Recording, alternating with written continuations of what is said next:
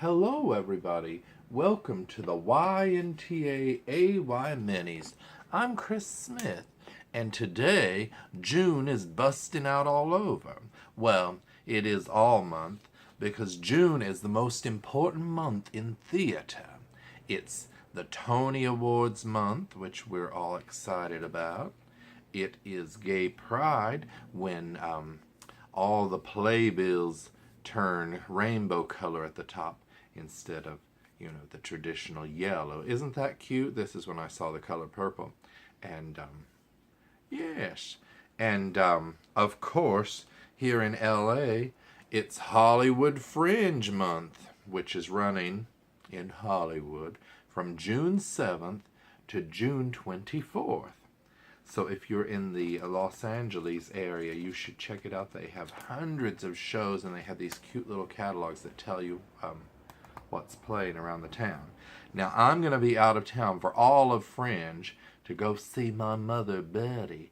But I was able to see one show at Fringe, and get ready, it was Manson's Girls, the musical. Now, I know what you're thinking. You're like, a musical about the Manson family? And it was developed through New Musicals, Inc. and produced there. That's where I go, I'm working on several shows there. And I have several friends that were like, I can't watch a show about the Manson family and the Manson's Girls. But and I've seen several incarnations of it. But you know what? This is actually a very good show. Now, it is, and look at this. Here's a more colorful looking poster of it. Now, it is directed by Scott Guy, who also wrote the book of the musical. The lyrics are by Mitch Glazer, and the music is by Ron Barnett. And I must say, this is a 90-minute show that has a really rockin' score.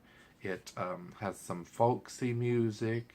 It has some really up-tempo rock things.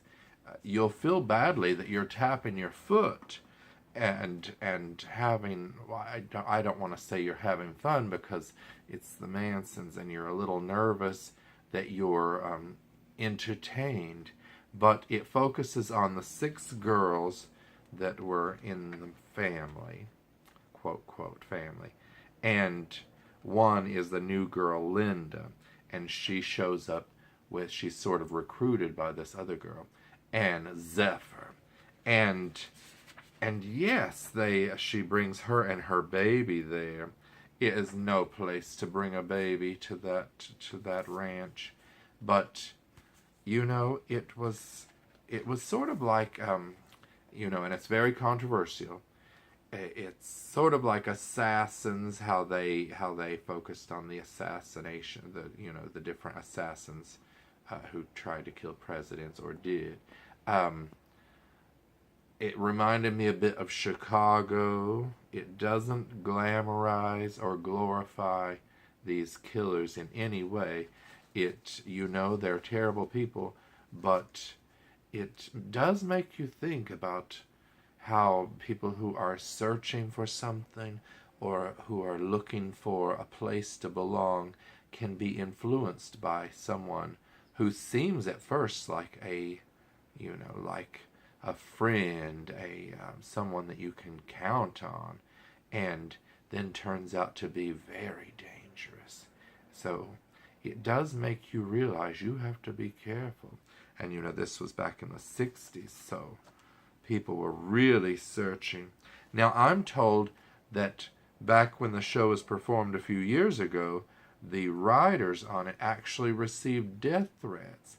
That's always strange to me. How come you're upset about something, like something that involves, let's say, this, and you're upset that they're doing a show about people who were killed or people who killed, and then you threaten to kill somebody? How upset are you really if you're making death threats? So people, don't do that. Just do peaceful protests or something. Now, the costumes were very good, as you can see here. They all are gathered around. The lighting is very good. Guess who's in it? Leah Peros, who played Maleficent in Effed Up Fairy Tales at the Fringe last year. You know, when my hit show Feet First was on the bill with Effed Up Fairy Tales and Chatterbait the Musical. And there is nudity from Charlie. He shows his butt if you're into that sort of thing. Now, look at this interesting little... I saw this on a telephone pole. They had a wanted poster with Squeaky From's face, and it was said, previews start tonight. I thought that was very clever. I don't know if there are other posters around the town with other Manson family members, but Squeaky Fromm is one of the most infamous of them. She would squeak, you know. But yes, so I must say, okay, there are still 5 performances.